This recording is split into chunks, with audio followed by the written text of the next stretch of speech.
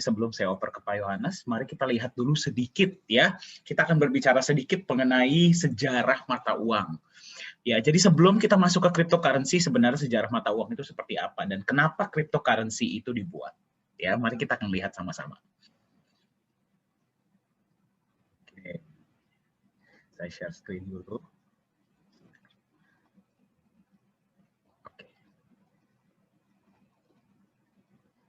Oke, layar saya kelihatan ya. Saya perbaiki dulu. Share sound. Oke, baik. Kita akan berbicara sedikit mengenai sejarah mata uang. Ya, jadi dari mana sih cryptocurrency itu cryptocurrency itu hadir itu apa alasannya? Kita akan lihat bersama-sama. Ya, jadi Anda mungkin mengetahui ya bahwa pertama kali ya itu transaksi terjadi itu menggunakan barter. Ya. Jadi barter itu ya kegiatan tukar menukar, Anda pasti tahu ya. Jadi kalau misalkan Anda butuh ayam, terus Anda punya sapi, ya bertukar. Seperti itu. Ya, jadi itu benar-benar yang paling awal, paling istilah paling jebot lah. Itu metode transaksi itu adalah dengan menggunakan barter. Nah, apa tantangan barter? Ya fleksibilitas terbatas. Anda setuju ya? Anda belum tentu semua orang yang mempunyai ayam itu butuh sapi dari Anda. Mungkin dia butuhnya kayu atau beras, kan seperti itu. Dan mobilitas terbatas. Anda nggak dengan mudahnya bisa membawa sapi Anda, misalkan mesti bertukarnya berapa puluh kilometer, gitu kan susah. Ya. Jadi mobilitas sangat terbatas. Jadi dibuatlah pada saat itu, uang logam. Ya, jadi uang logam itu pertama kali diprakarsai oleh bangsa Lydia. Ketika itu dibuatnya itu dari dibuatnya dari campuran emas dan perak yang namanya elektrum. Ya. Jadi untuk mendapatkan sebuah barang itu mereka harus menukar dengan uang logam yang sesuai. Jadi kan lebih uniform ya untuk semuanya. Tetapi kembali mobilitas terbatas, berarti kalau untuk membawa uang logam yang berat itu kan sangat sulit ya. Tidak aman, disinilah mulai muncul tuh yang namanya begal. Orang lagi jalan tiba-tiba diambil uang logamnya. Ya, dan logam mulianya juga terbatas, nggak mungkin terus bisa dibuat yang namanya elektrum tersebut. Jadi pada saat itu dibuatlah uang kertas. Ya, uang kertas ini kalau nanti mungkin Pak Yohanes akan bercerita lebih dalam mengenai ini ya, tapi uang kertas ini adalah sebuah bentuk bukti penyimpanan, bukti kepemilikan atas sejumlah uang logam. Yang berarti kita juga bisa sebut sebagai IOU. Ya. Jadi Anda simpan uang logam Anda di satu tempat, Anda dapatlah uang kertas ini, yang berarti Anda memiliki sekian banyak uang logam. Tetapi tantangan utama dari uang kertas atau uang kertas berpindah menjadi uang fiat ya, yang berarti tidak ada backupnya. Ya, itulah tantangan utamanya sebenarnya. Ya, beberapa tantangannya adalah yang pertama tidak aman, yang kedua nilainya terus berkurang. Ya, berarti dengan lebih banyaknya uang kertas ini di-print oleh bank sentral, oleh yang meng-issue ya, berarti nilai dari uang kertas tersebut itu terus berkurang. Itulah kenapa kita memiliki yang namanya inflasi. Karena dia itu jumlahnya tidak terbatas. Bisa kalau kurang di-print lagi, kalau kurang di-print lagi, kalau kurang di-print lagi. Itulah kekurangan dari uang kertas. Nah, kemudian muncullah uang elektronik ya, contohnya OVO, GoPay, Dana, M-Banking. Apakah uang elektronik ini menyelesaikan tantangan dari inflasi? Tidak, dia hanya memudahkan saja. Ya, tapi dengan munculnya uang digital, muncullah permasalahan-permasalahan baru. Contohnya tentang pemalsuan. Kalau misalkan Anda menggunakan mata uang, misalkan alat transaksi digital, misalkan OVO, GoPay, Dana, dan sebagainya, data Anda hanya disimpan di satu server saja, yaitu server perusahaan tersebut atau server bank tersebut. Yang jadi pertanyaan adalah, bagaimana kalau server tersebut dijebol atau dihack? Ya, dan yang kedua, kita tahu dari mana data kita itu benar-benar disimpan dan tidak diperjualbelikan. Ya, jadi mungkin Anda pernah baru buka bank, ya tiba-tiba besoknya udah dapat tawaran kartu kredit. Nah, itu kan kita nggak tahu dari mana. Ya, jadi itulah beberapa tantangan-tantangan yang terjadi sehingga warga dunia ini mulai berpikir, apa ya solusinya agar kita bisa bertransaksi peer-to-peer, mengatasi permasalahan inflasi, ya, mengatasi permasalahan inflasi, bisa bertransaksi peer-to-peer. Ya. Apa solusinya? Apa yang harus kita perlakukan? Jadi tidak ada yang namanya pihak ketiga. Itulah di mana munculnya cryptocurrency.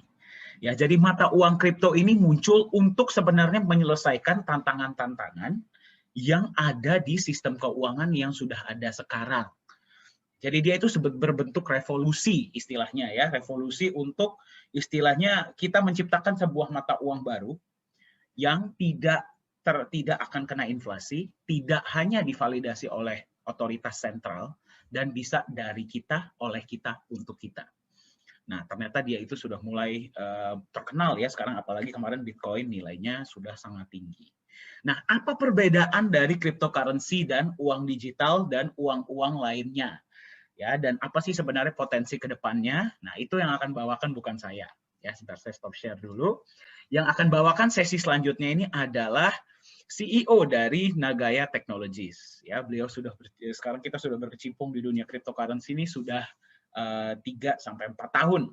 Ya, jadi beliau yang akan berbagi. Untuk itu, saya persilahkan CEO Nagaya Technologies, Pak Yohanes Chandra, untuk berbagi mengenai cryptocurrency. Silahkan, Pak. Ya, baik. Terima kasih Pak Dhani. Suara saya kedengeran? Oke. Ya, jadi selamat pagi Bapak-Bapak, Ibu-Ibu. Ya, selamat datang dan terima kasih ya sudah meluangkan waktunya di hari Sabtu ini. Ya, untuk menghadiri, kita ingin memberikan sedikit ya tentang cryptocurrency itu apakah bisa menjadi future of money. Ya, saya juga berterima kasih banyak ke Dr. Anton dan juga Ibu Leli yang sudah menginisiasi untuk acara hari ini. Ya, jadi kalau kita melihat, tadi Dr. Anton udah bilang ya, ini fenomena yang cukup luar biasa, terus kemudian juga bahkan Bank Sentral kita, Bank Indonesia itu berencana untuk menerbitkan mata uang digital. Nah, apakah mata uang digital yang nantinya diterbitkan oleh Bank Indonesia ini sebuah cryptocurrency? Itu jawabannya tidak. Jadi di sini juga kita akan membahas apa sih bedanya tentang mata uang digital dan cryptocurrency. Ya. Jadi saya akan mulai dengan share screen saya.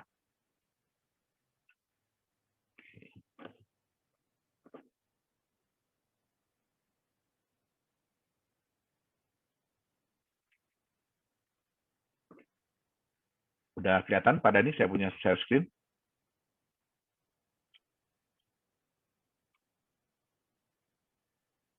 Oke. Ya. Jadi apa sih mata uang kripto? Ya.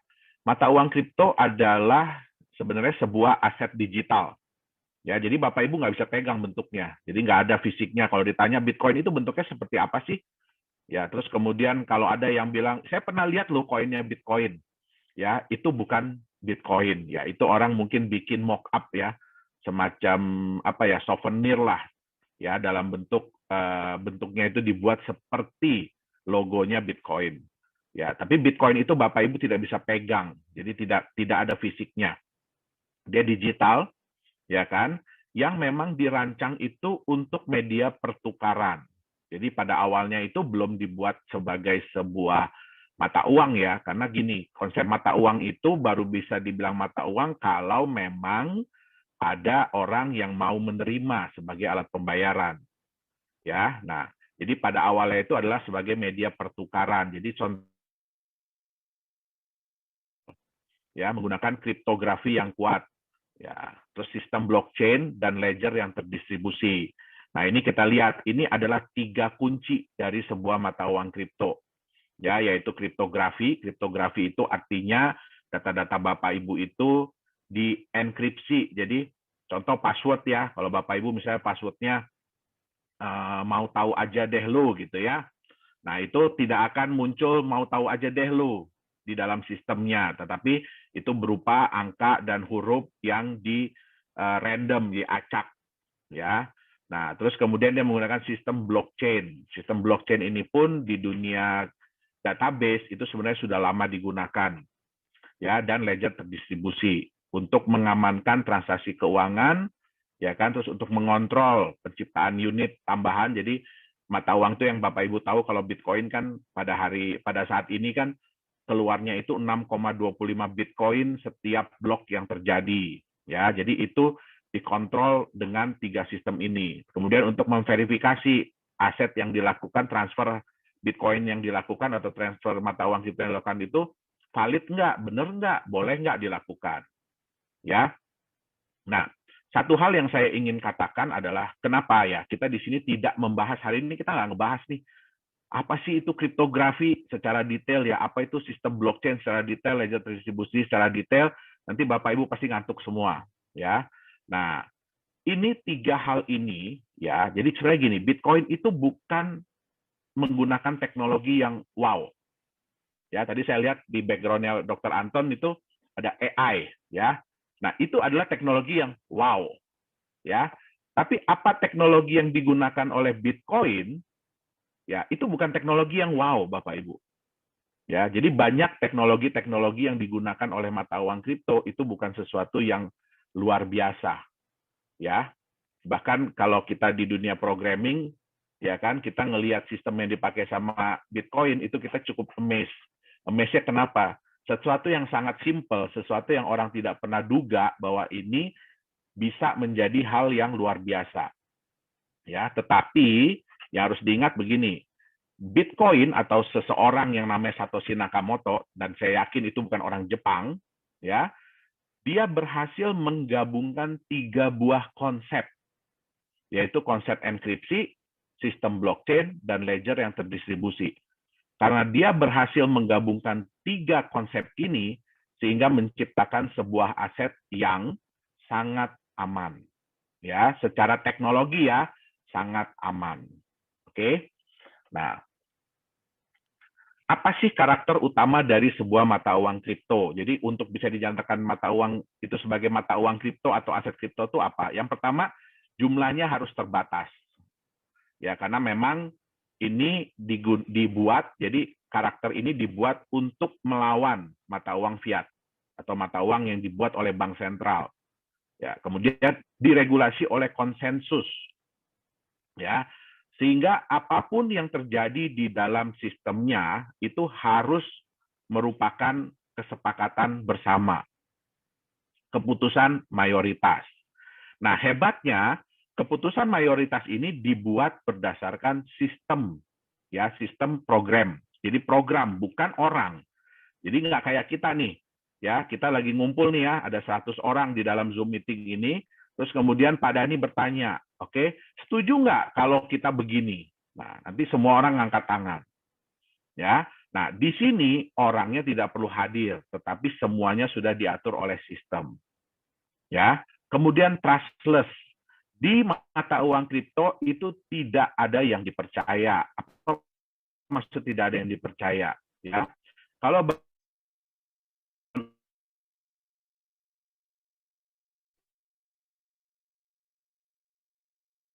uang sejumlah itu adalah si bank ABC.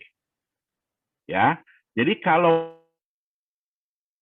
kalaupun misalnya 10 orang, ya pada tanggal sekian saya ada deposit uang sejumlah berapa miliar di bank ABC ini, ya. Nah, terus bukti yang Bapak Ibu pegang tuh yang kertas setoran, slip setoran itu mungkin hilang, ya.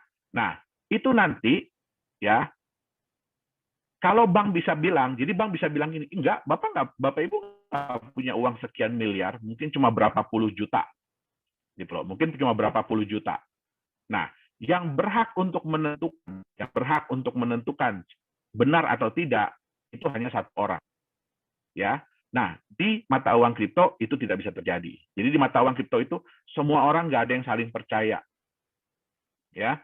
Semua orang nggak ada yang saling percaya. Tadi yang saya bilang distributed ledger itu artinya apa? Ledger itu Bapak Ibu tahu ya, kayak ya di sini kan ada banyak teman-teman pengusaha ya.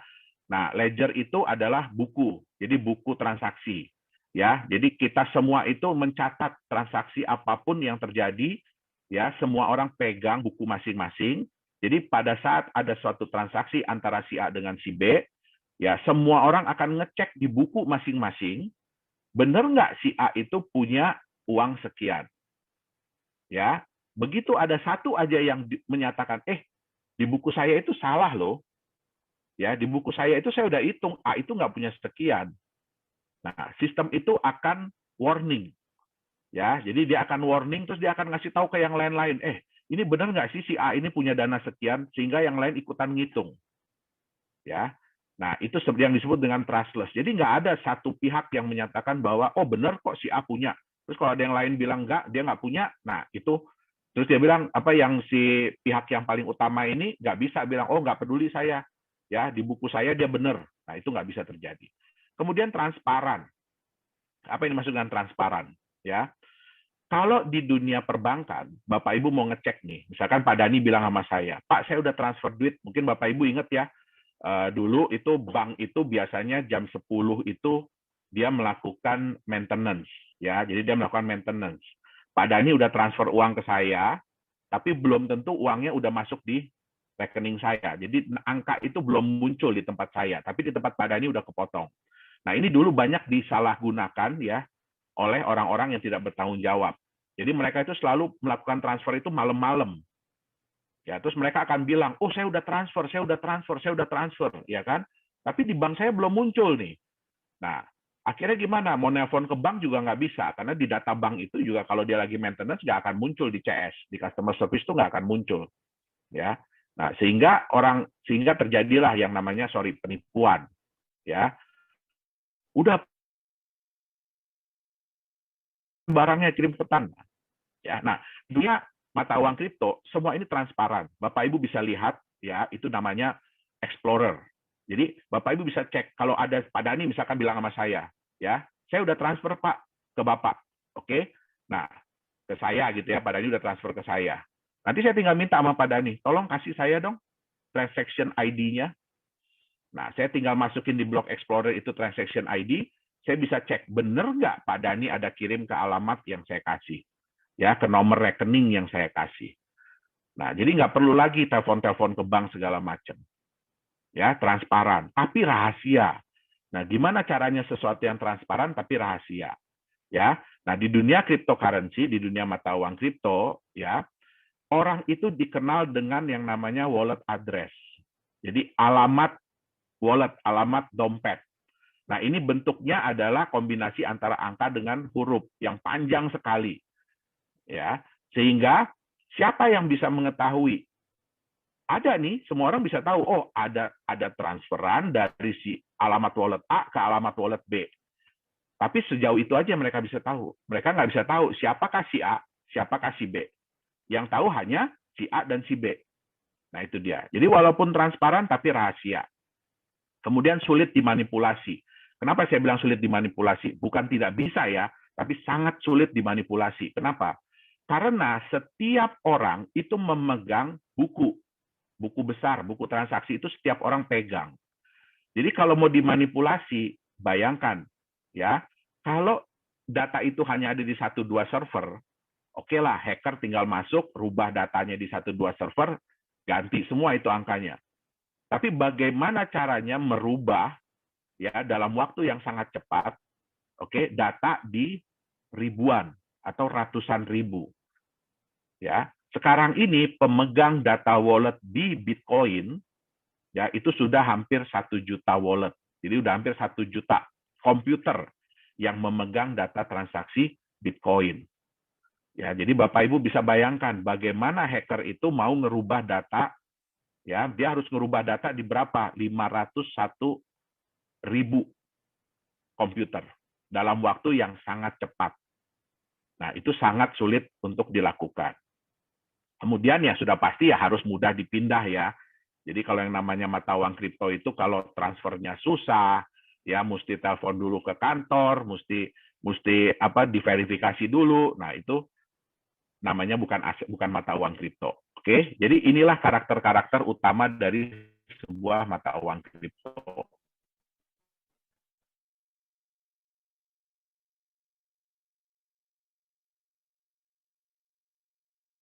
Sudah memulai ya digital money-nya.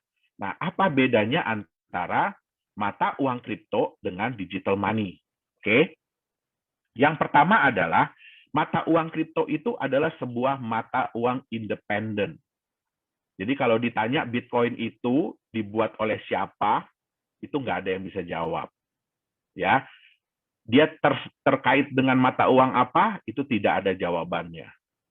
Oke, jadi dia mata uang independen. Digital money itu berdasarkan mata uang fiat. Ya, contoh apa sih digital money? Digital money pertama yang pernah hadir itu adalah ATM. Ya, Bapak Ibu kan pasti hampir semua orang di sini pasti pegang ATM ya. Nah, itu adalah digital money yang pertama kali dibuat. Kemudian muncullah kartu kredit, ya. Kemudian muncullah payment gateway, ya. Sekarang ada digital wallet. Bapak Ibu mungkin tahu yang terkenal tuh GoPay, ya kan, Dana, OVO, ya kan. Nah, itu semua adalah digital money. Jadi mereka terkait dengan mata uang fiat, ya. Itu sebabnya mereka tidak bisa dipakai di negara lain. Jadi Bapak Ibu nggak bisa ya punya OVO atau punya Dana atau punya GoPay terus pergi ke Singapura pengen bayar pakai itu, nggak bisa. Ya, karena mereka itu terkait dengan mata uang lokal. Oke. Nah, mata uang kripto itu ya sayangnya sampai saat ini tuh tidak diregulasi. Ya, jadi tidak ada yang meregulasi mata uang kripto. Ya, kalau mata uang digital money itu diregulasi oleh otoritas yang berwenang. Ya, contohnya untuk GoPay, Dana, OVO, ya itu diregulasi oleh Bank Indonesia, Bank Sentral. Oke. Nah, kalau mata uang kripto itu verifikasinya terdistribusi yang saya tadi bilang. Ya, kalau di digital money verifikasinya sentral. Sentral itu maksudnya gimana?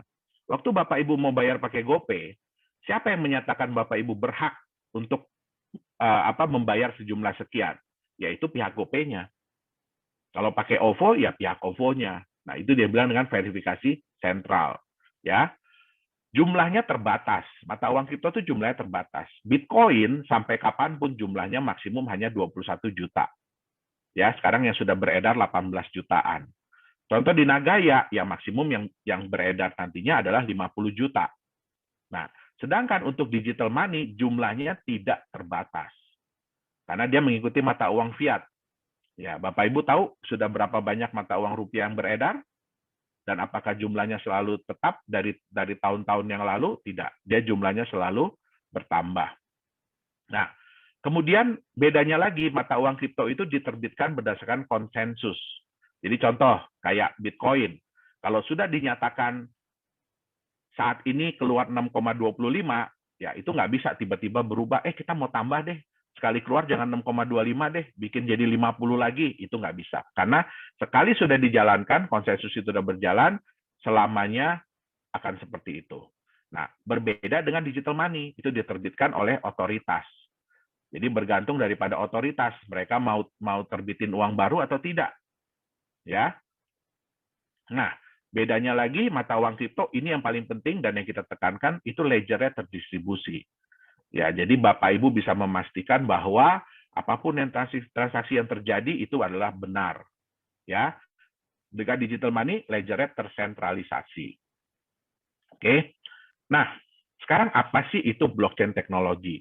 Seperti saya bilang tadi ya, kita nggak akan bahas blockchain teknologi ini secara detail ya. Nah, nanti Bapak Ibu ngantuk jadinya. Oke. Nah, apa itu blockchain teknologi? Ya, blockchain teknologi itu adalah sistem database yang memiliki karakter data yang bersifat immutable. Jadi sekali sudah dilakukan, itu tidak bisa diedit.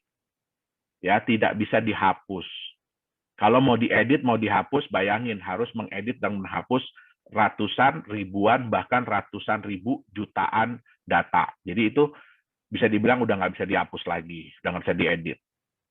Hanya bisa ditambahkan.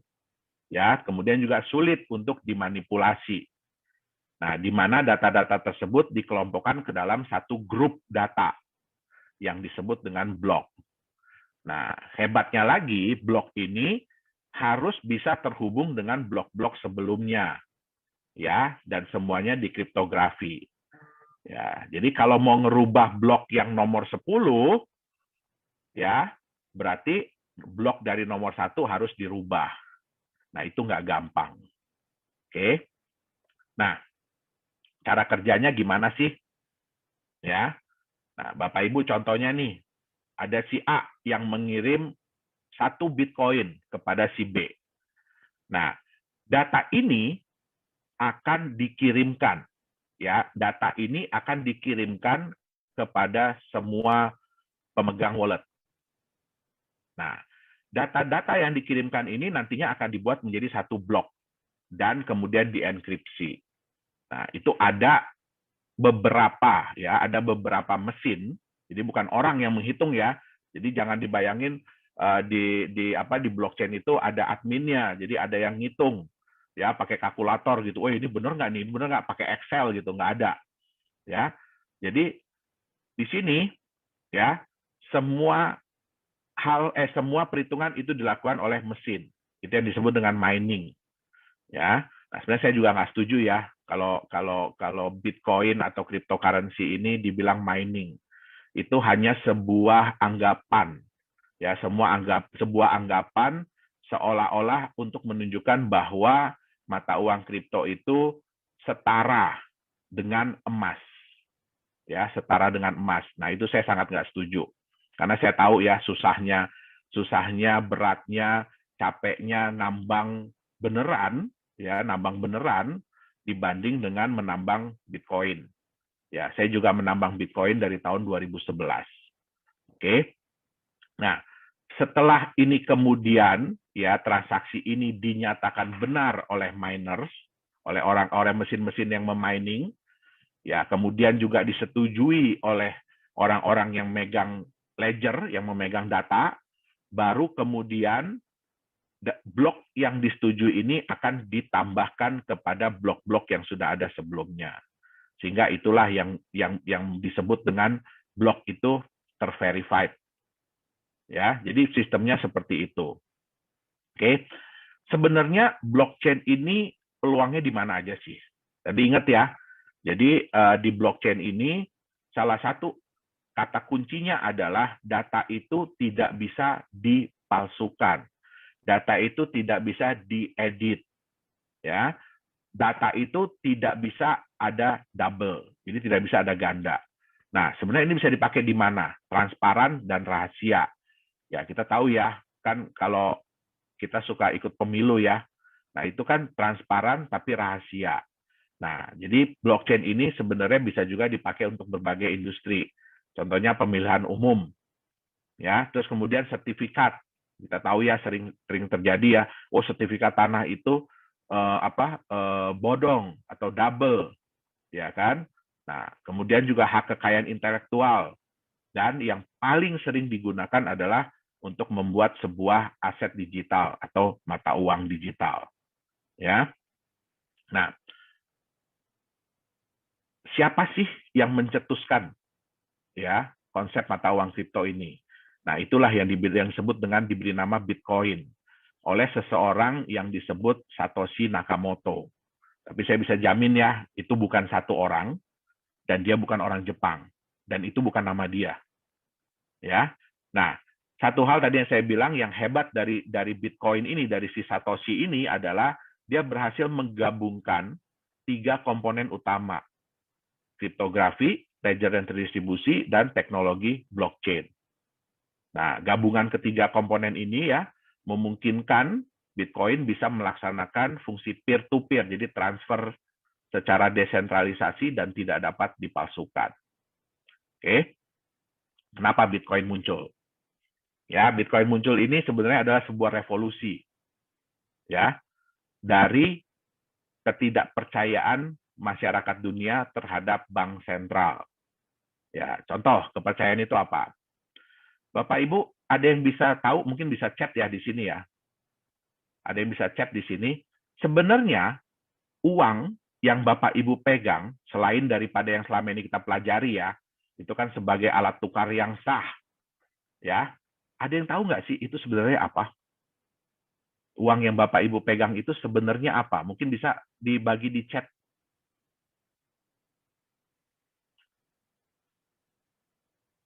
uang yang Bapak Ibu pegang itu sebenarnya adalah apa?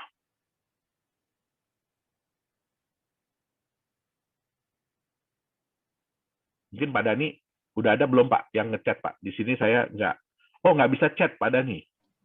Surat hutang pemerintah. Oh, udah ada yang muncul ya. IOU, pemerintah, pinjaman, kertas yang tidak ada nilainya. Ya, betul. Syarat pembayaran, ya. Ya, jadi benar itu yang dibilang hutang. Ya, jadi sebenarnya uang, ya uang yang Bapak Ibu pegang itu adalah surat hutang. Ya, pertanyaannya adalah siapa yang berhutang? Ya, yang berhutang itu adalah orang yang bikin pastinya. Ya, jadi siapa yang menciptakan uang itu? Jadi seolah-olah kayak begini, ya, saya berhutang kepada Pak Dani.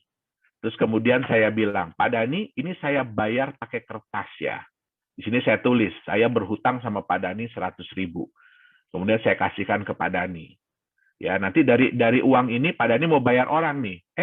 Ini saya pegang surat hutang dari Pak Yohanes. Ya, nilainya 100.000. Nanti kamu pegang ini ya, kalau kamu mau tagih, kamu tagih ke dia, ya, ke Pak Yohanes. Nah, bayangkan, ya, Bapak Ibu biasanya kalau mau berhutang, itu kan setengah mati ya. Kalau kita mau pinjaman nih ke bank, ya, atau ke BPR, ya, atau ke koperasi, itu kan nggak gampang ya. Itu melalui proses. Nah, terus kemudian bisa nggak dengan gampangnya bilang begini, saya kan udah ada utang nih 1 miliar, saya mau pinjam lagi dong. Ya, saya mau nambah utang saya jadi 2 miliar, terus tinggal minta aja, tinggal ngambil aja. Nggak bisa, tentu harus diverifikasi dulu. Ya, nah hebatnya di konsep mata uang itu, ya, itu bisa dicetak terus.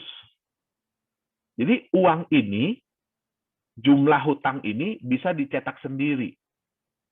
Ya, tentu saja memang ada hal-hal yang dipertimbangkan. Ya, tetapi ya kan berarti enak banget dong ya. Nah, itulah salah satu hal yang pertama, ya. Ini juga muncul awalnya karena krisis, ya, krisis moneter, ya. Bapak Ibu sering baca ya, begitu ada krisis moneter biasanya mata uang kita itu anjlok, ya. Terus kemudian di Amerika kalau udah krisis moneter, ya bank sentralnya gampang aja ya, tinggal cetak duit, bagi-bagi lagi ke orang.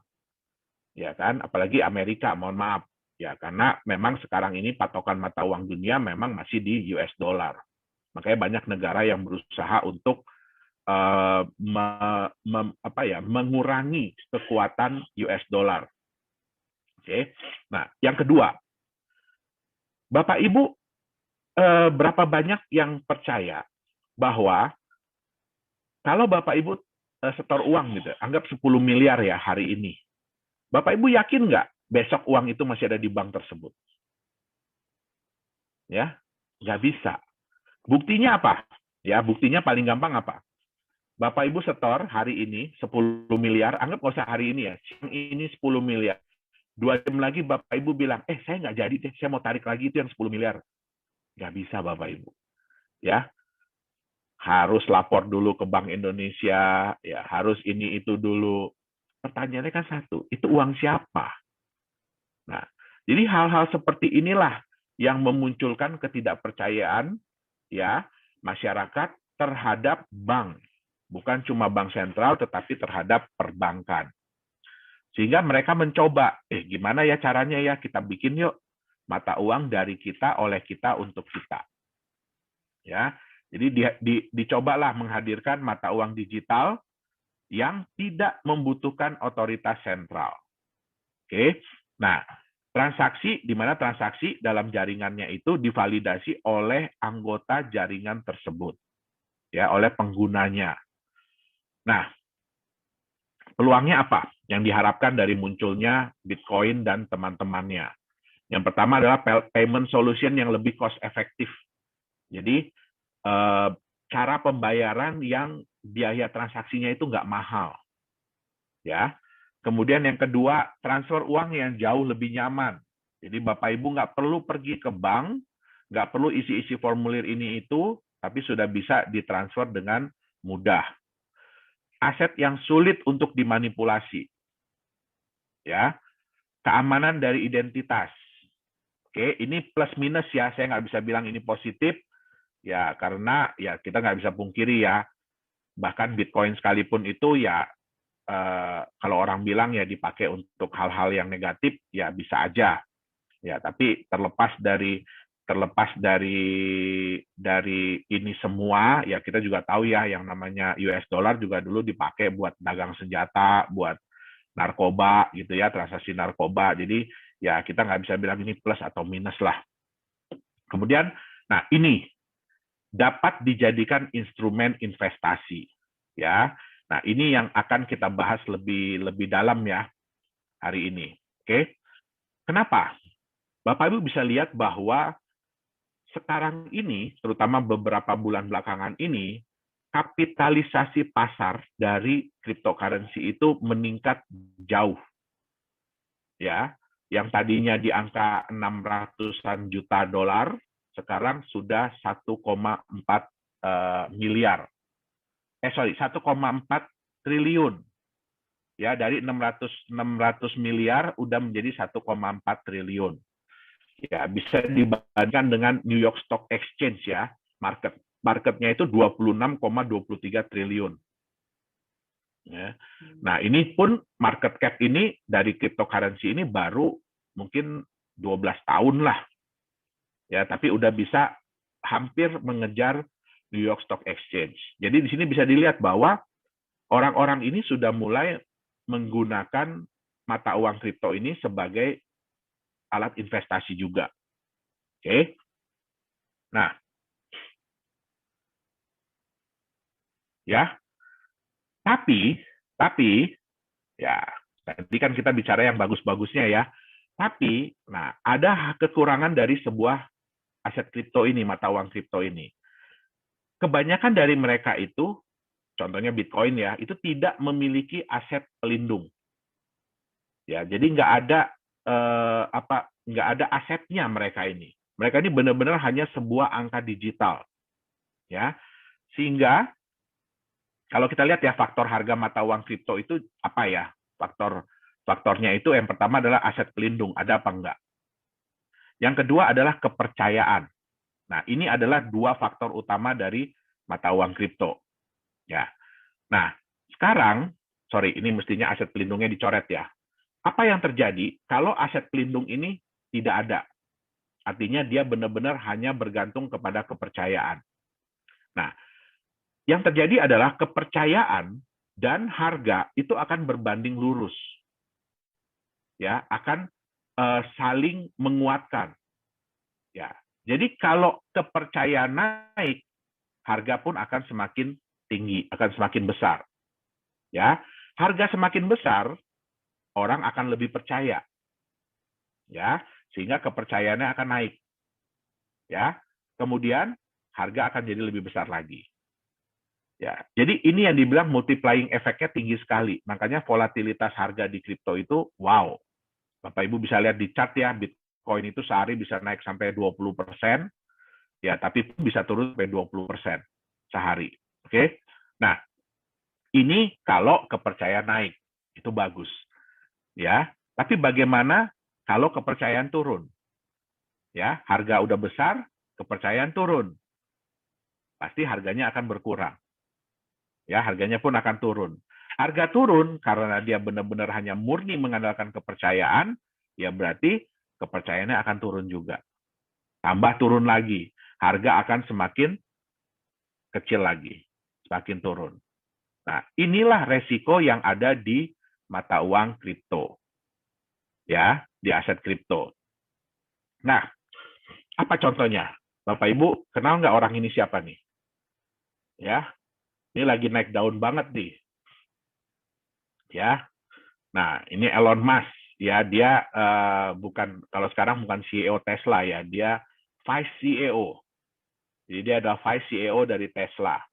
Ya, apa yang baru-baru ini dia lakukan di dunia mata uang kripto? Ya, nah Bapak Ibu mungkin dengar ya, wah kemarin itu dalam satu hari Bitcoin itu naik hampir $20.000 ya dalam satu hari, naik hampir $20.000 ya. Nah, siapa yang melakukan? Orang ini. Nah, banyak yang seneng, Bitcoin naik sampai $20.000 ya. Bagi kami ya yang penggiat di mata uang kripto, ini sebenarnya adalah nilai negatif. Kenapa?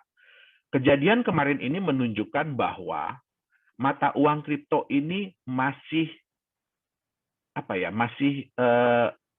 fragile, jadi masih rapuh, ya, belum bisa dibilang sebagai aset yang kuat, belum bisa dibilang sebagai aset yang mature, yang dewasa, ya. Apa yang terjadi kemarin? Ya, ini kalau mungkin Bapak Ibu belum kepikiran apa sih strategi yang dilakukan oleh yang namanya Elon Musk ini. Ya, jadi pertama kali itu dia mencoba ini mata uang kripto ini seberapa kuatnya sih. Jadi dia nyoba-nyoba dulu dengan mata uang yang namanya Doge. Doge itu kalau di dunia kripto itu sudah dianggap ya itu mata uang receh lah. Ya, jadi dia coba dulu. Dia coba nge-tweet ya, I love Doge. Ya, Doge itu adalah luar biasa lah ibaratnya ya. Dan terbukti dari omongan dia ya, Doge naik. Ya, harga Doge naik hanya gara-gara dia ngomong. Dia nggak beli loh. Hanya gara-gara dia ngomong. Ya. Terus kemudian dia tweet lagi kedua kali. Di Doge juga. Harganya naik. Ya. Dia coba lagi di beberapa mata uang kripto, harganya naik. Ya, wah, itu menunjukkan apa? Ya, bahwa dengan omongan orang terkenal, ya, harga itu bisa diatur. Oke, akhirnya apa yang dilakukan? Dia perintahkan Tesla untuk membeli Bitcoin senilai $1,5 miliar. Ya, kemudian ya dia kan harus lapor ya ke SEC ya. Jadi dilaporkan, oke, masuklah. Ya, laporan itu kan itu publik, semua orang bisa tahu. Hebohlah dunia. Wah, Elon Musk membeli Tesla. Elon Musk menyuruh Tesla untuk membeli Bitcoin dan bilang bahwa nantinya Tesla akan menerima Bitcoin sebagai alat pembayaran. Tapi ya bukan orang kita doang ya, orang dunia itu ya kalau baca itu cuma setengah-setengah. Dia nggak baca ada tanda di belakangnya. Apabila diizinkan oleh otoritas. Ya, apabila diizinkan oleh otoritas itu nggak dibaca, yang di belakang yang dibaca cuma depannya doang. Ya. Terus dipikirnya, ini Bitcoin Tesla bakalan beli lebih banyak lagi Bitcoin. Dia nggak tahu, itu udah dibeli Bitcoinnya $1,5 miliar. Apa yang terjadi? Harganya melonjak tinggi. Ya, saya ada hitung-hitungan dengan Pak Dani, ya kurang lebih dia bisa dapat untung $500-an juta lah. Ya, jadi Bitcoin dia yang dia beli $1,5 miliar itu, ya pada saat harga tertinggi kemarin sudah sampai 2 miliar. Nah, kita waktu itu ada bikin acara gathering ya, waktu Chinese New Year. Saya bilang, apa yang terjadi kalau dia bilang yang kebalikannya? Bayangkan Bapak Ibu, apa yang terjadi kalau dia bilang yang kebalikannya? Dan benar kejadian. Dia bilang, ini harga Bitcoin udah terlalu tinggi. Dalam satu hari, turun lagi harga Bitcoin. Ya, nah, apa yang bisa kita ambil dari sini? Jadi, ya bahkan Bitcoin, itu mother of coin, ya ibunya dari semua koin, neneknya dari semua koin, itu pun masih fragile. Ya, masih bisa diatur oleh rumor. Ya, Bapak Ibu tentu nggak mau dong punya aset, punya mata uang yang cuma gara-gara ada orang terkenal bilang, ya, saya nggak suka nih dengan aset ini, tiba-tiba harganya drop. Ya, kita kan nggak mau yang seperti itu. Ya, apalagi kalau mau dianggap sebagai mata uang. Ya, di sini banyak ya teman-teman dari KPI, ya, pengusaha. kalau Anda dibayar oleh suatu aset yang ya harganya bisa seperti itu, kira-kira tenang nggak? Ya. Saya lagi baru terima pembayaran nih pakai koin ABC, ya, tiba-tiba 1 jam kemudian harga turun 10%. Stres nggak? Nah, ya, jadi kita sendiri bisa bilang bahwa ya untuk saat ini ya resiko untuk menerima cryptocurrency sebagai mata uang, sebagai alat pembayaran, yaitu masih tinggi sekali. Ya, tergantung lagi balik kepada pihak penjual, mau nggak dia menerima. Ya, nah tapi apakah terus jadi nggak bisa dong Pak? Ya, cryptocurrency itu diterima sebagai mata uang kripto. Bisa, ya, tetapi harus ada harus ada sesuatu yang membantu dia. Ya, jadi kalau kita bilang ya mata uang kripto ini anggap masih kayak anak kecil, ya, anak umur 11 bulan lah, ya, 11 bulan 1 tahun, yang lagi berusaha untuk jalan, yang lagi berusaha untuk berlari. Ya, tentu saja nggak bisa ya, tiba-tiba langsung jalan lari gitu ya, nggak bisa ya, ada yang nabrak tembok, ada yang jatuh. Nah, sehingga perlu sesuatu untuk membimbing dia, untuk menjaga dia. Ya, nah, saya sampai lupa, gara-gara ngebahas orang ini saya sampai lupa, ini chartnya. Ya, ini chartnya. Ya, jadi Bapak Ibu bisa lihat ya, di titik ini, ya Tesla menyatakan bahwa dia membeli 1,5 miliar Bitcoin. Ya, nah harga naik, ya. Nah, begitu harga sudah naik, terus dia bilang, ya, wah, Bitcoin price seems high. Jadi ini udah terlalu tinggi nih harga Bitcoin ini. Udah jeblok lagi harga Bitcoin. Nah, kali ini si Elon Musk ini kena getahnya. Tadi yang Dr. Anton bilang ya, saham Tesla turun. Ya, ya kenapa? Ini udah kebiasaan dia. Ya, sebenarnya nggak boleh aset sebuah perusahaan, apalagi kas ya, uang kas dan setara kas, itu dengan gampangnya CEO bilang, wah udah kita pindahin aja ke Bitcoin. Ya, kita pindahin aja ke Bitcoin. Karena semua orang udah tahu, ya Bitcoin itu high risk. Ya, nah terus dengan gampangnya dia bilang, udah kita pindahin aja ke Bitcoin. Ya, itulah yang menyebabkan ketidakpercayaan dari pemegang-pemegang saham dia. Walaupun harga Bitcoin naik. Nah, di sini dia rugi. Mungkin dia dapat keuntungan dari Bitcoin 500-an juta dolar, ya tapi dari penurunan harga saham, ya dia kehilangan nilai saham dia hampir 200 miliar, kalau nggak salah saya, 200 miliar dolar. Nah, jadi sekali ini dia kena getahnya. Ya, makanya juga CEO Microsoft bilang, ya, kalau Anda tidak sekaya Elon Musk, jangan deh bermain di Bitcoin. Ya, kenapa? Bitcoin ini, jujur, Bitcoin ini sudah dianggap bukan lagi sebagai mata uang sebenarnya, tetapi sudah dianggap sebagai gambling atau judi. Ya, kenapa? Ya karena volatilitasnya tinggi, kemudian terlalu terkait dengan rumor, ya. Nah, itu yang menyebabkan banyak ahli-ahli yang menyatakan bahwa ini bukan lagi mata uang kripto, konsepnya udah beralih jauh. Ya, ini udah dianggap gambling, ya. Oke. Nah, saya bilang tadi ya, jadi banyak orang yang mengklaim bahwa oh Bitcoin itu emas, Bitcoin itu sama dengan emas.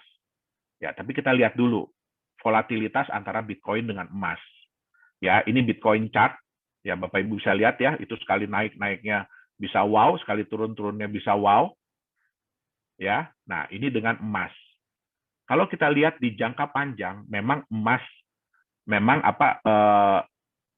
emas memang ada naik turunnya. Tapi kalau kita lihat grafik secara jangka panjang, ya emas itu relatif naik. Itu dia. Oke. Nah, kita bicara Bitcoin ya. Bitcoin ini yang sukses lah ya, kita bicara ya. Tapi ya kesuksesan dia itu juga bukan dalam waktu yang singkat. Ya. Tapi butuh waktu. Bitcoin itu baru mendapatkan pengakuan itu di tahun ke-6, tahun ke-7. ya, baru kemudian berkembang pesat. Bahkan di tahun 2018 dia sempat drop jauh sekali, sampai tingkat kepercayaan orang itu ya bisa dibilang rendah banget lah. Nah, sayangnya ya banyak sekali pengikutnya. Ini Bapak Ibu bisa lihat ya di coinmarketcap.com, hari ini aja cryptocurrency, mata uang kripto yang muncul itu sudah mencapai 8.697. Jadi banyak sekali pengikut-pengikut dari Bitcoin.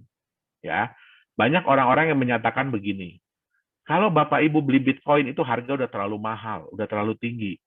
Mendingan beli koin kami. Harga masih murah. Ya, harga masih rendah. Ya kan? Nah, tapi kita lihat ya, 95% dari pengikut-pengikut Bitcoin itu begini bentuknya. Mereka rata-rata kehilangan nilai dalam jangka panjang. Ya. Apakah Bapak Ibu mau punya mata uang, punya aset yang seperti ini? Ya, ini mungkin kira-kira grafiknya mirip kayak mata uang Venezuela hari ini. Ya. Nah, jadi banyak sekali yang seperti ini. Oke. Nah, biasanya ya mereka itu menawarkan mata uangnya itu dengan cara ICO yang disebut dengan Initial Coin Offering. Ya kan? Yang ini merupakan sebenarnya adalah penggalangan dana, di mana startup ya, jadi biasanya perusahaan-perusahaan baru mengeluarkan koin mereka sendiri untuk ditukarkan dengan mata uang fiat atau koin-koin lain yang sudah lebih established, yang udah lebih jadi lah, udah ada marketnya. Oke, nah sayangnya ya ini juga harus hati-hati ya. Sayangnya banyak koin-koin ini yang akhirnya berujung scam. Ya, ini bisa kita lihat ya. Ini Pincoin dan Ivan, ya, ini yang paling heboh. Kenapa? Karena mereka menggunakan public figure di Amerika. Yaitu ada petinju terkenal, ya, ada penyanyi terkenal, ya mereka mengendorse dari koin ini dan kenyataannya koin ini akhirnya scam. Ya. Dan di Indonesia banyak sekali, ya, bukan nggak ada ya, tapi di Indonesia juga banyak yang akhirnya berujung dengan scam. Ya. Oke. Nah, tipe-tipe apa sih yang bisa Bapak Ibu temukan ya di ICO? Yang pertama adalah ICO tuh dengan konsep yang benar. Jadi konsepnya itu benar dan berpotensi naik untuk jangka panjang. Jadi yang seperti saya bilang, Bitcoin sekalipun yang koin pertama itu butuh waktu ya untuk kenaikan nilai. Oke. Yang kedua, ICO dengan konsep bisnis yang tidak realistis. Contoh, kalau Bapak Ibu menemukan cryptocurrency yang menyatakan bahwa nantinya akan bisa dipakai sebagai alat pembayaran di Indonesia, itu tidak realistis. Ya, kenapa? Indonesia ini hanya menerima satu mata uang, satu alat pembayaran, yaitu rupiah. Bahkan Bapak Ibu tidak bisa bayar pakai US dollar, tidak bisa bayar pakai mata uang lain. Itu contohnya salah satu. Kemudian, ya contohnya adalah yang memberikan janji imbal hasil yang luar biasa. 1% sehari, 3% sehari, 30% sebulan, ada yang 100% sebulan. Nah, itu tidak realistis. Oke. Konsep bisnis yang sama saja seperti yang lain. Ya, biasanya ICO ini mereka menawarkan konsep bisnis apa? Mereka akan bikin market dari kripto. Ya, tadi mungkin nanti bisa lihat ya di CoinMarketCap, hari ini market dari kripto, jadi orang-orang yang berusaha menyediakan tempat jual beli kripto itu sudah 35.000 market. Ya, apakah semua akan berhasil? Tentu tidak. Ya, jadi kalau misalkan ini yang paling penting ya, Bapak Ibu tolong pelajari. Kalau konsep bisnisnya sama saja dengan yang lain yang sudah pernah gagal, ya berarti jangan diikutin. Oke? Nah, banyak juga ya ICO itu dengan tim manajemennya jago IT. Wah, mereka jago banget komputer, program segala macam, tapi tidak jago bisnis. Ya, kenapa? Ya karena ya saya bilang tadi ya, itu kan penggalangan dana ya untuk menjalankan bisnis, untuk menjalankan proyek. Ya, tapi kalau orang-orang yang nggak jago bisnis ya sama aja bunuh diri. Oke? Nah, Dan banyak sekali ICO yang memanipulasi data. Ya, jadi mereka bilang bahwa mereka klaim mereka sudah jual sekian juta koin untuk menunjukkan bahwa, oh ini hype loh, ya banyak orang yang pengen memiliki koin kita, tapi mereka nggak bisa tunjukin datanya, tidak mau tunjukin datanya. Nah, berujungnya apa? Ya dana yang ingin dicapai tidak, dana yang ingin dikumpulkan tidak tercapai, sehingga ya bisnisnya nggak jadi jalan. Oke. Nah, yang terakhir dan ini yang paling harus dijauhi adalah ICO yang fraud atau scam. Ini yang saya bilang tadi ya, terutama yang menjanji-janjikan imbal hasil yang berlebihan, yang tidak masuk di akal. Oke. Nah, menentukan yang layak investasi itu seperti apa sih? Oke. Yang pertama adalah legalitas. Jadi walaupun tadi yang saya bilang ya, cryptocurrency itu tidak ada regulatornya, belum ada regulatornya, ya. Tetapi bukan berarti bahwa bisa seenak-enaknya, ya. Setidak-tidaknya perusahaan yang menciptakan itu harus ada legalitasnya, ya, dan di negara yang jelas tentu saja ya. Ya, jangan sampai di negaranya kayak British Virgin Island, Panama, Vanuatu, Seychelles, ya kan, Grenadines, yang kita aja nggak tahu itu di mana, itu dia, ya. Yang kedua, ya ini legalitas ini yang pertama juga siapa foundernya, bagaimana background mereka, ya, apakah benar perusahaan itu terdaftar. Nah ini harus dicek ya. Jadi jangan cuma ngaku-ngaku, oh perusahaan kita terregistrasi di mana, ya itu harus dicek benar nggak perusahaannya terdaftar di negara tersebut. Nah yang kedua adalah konsepnya, ya. Satu yang paling penting ya, ini kata-kata gini, sesuatu yang terdengar terlalu bagus, terlalu indah, itu kadang-kadang nggak benar. Nah, jadi yang paling penting adalah konsepnya itu masuk di akal dan mudah dipahami atau tidak. Ya, mungkin nggak konsep mereka itu dilakukan, mungkin nggak konsep mereka itu terjadi. Oke, yang terakhir adalah apa timbal balik yang akan Anda dapatkan dari bisnis yang dijalankan. Ingat, yang namanya ICO itu, ya, yang namanya ICO itu penggalangan dana untuk menjalankan bisnis. Jadi seperti saham, ya, tapi mereka bukan jualan saham perusahaannya, itu seperti saham, ya. Tentu saja ya harus ada dong timbal balik apa yang didapatkan dari bisnis yang dijalankan. Oke. Nah, apa yang mengangkat nilai dari kripto itu sendiri? Jangan hanya rumor, jangan hanya kata-kata orang, ya, tapi harus ada apa sih sesuatu apa yang akan mengangkat nilai mata uang kripto itu sendiri. Nah, jadi kesimpulannya mata uang kripto sebagai masa depan, ya, bagus. Sebenarnya mata uang kripto ini kalau dibuat sebagai uang masa depan itu bagus. Kenapa? Jumlahnya terbatas yang pertama. Ya, ini tentu saja bisa mengurangi inflasi. Ya. Yang kedua, desentralisasi, tidak ada dominasi dari bank sentral, ya, sehingga siapa yang mengatur, siapa yang menentukan benar atau tidaknya, ya ini penggunanya sendiri, ya. Transparan tapi rahasia, ya. Jadi susah ya untuk menipu di dunia kripto ini, untuk nipu bahwa oh saya udah transfer nih kepada Ani nih, ya kan? Itu sulit, tapi nggak dilakukan gitu ya. Nah itu sulit karena semuanya transparan. Nah, yang terpenting adalah marketnya itu global, ya. Jadi contoh, Bapak Ibu bawa rupiah, ya. Kalau pergi ke Singapura sih bisa ditukar ya, pergi ke Malaysia bisa ditukar. Tapi coba Bapak Ibu pergi ke negara-negara Afrika Selatan, bisa nggak ditukar di sana? Nah itu nggak bisa, ya. Nah di mata uang kripto ini, ya salah satu keunggulannya tadi apa ya? Sudah ada 35.000 market yang siap untuk menerima, siap untuk menjual beli sebagai tempat pertukaran. Nah, sehingga marketnya lebih global. Tidak dapat dipalsukan. Ya.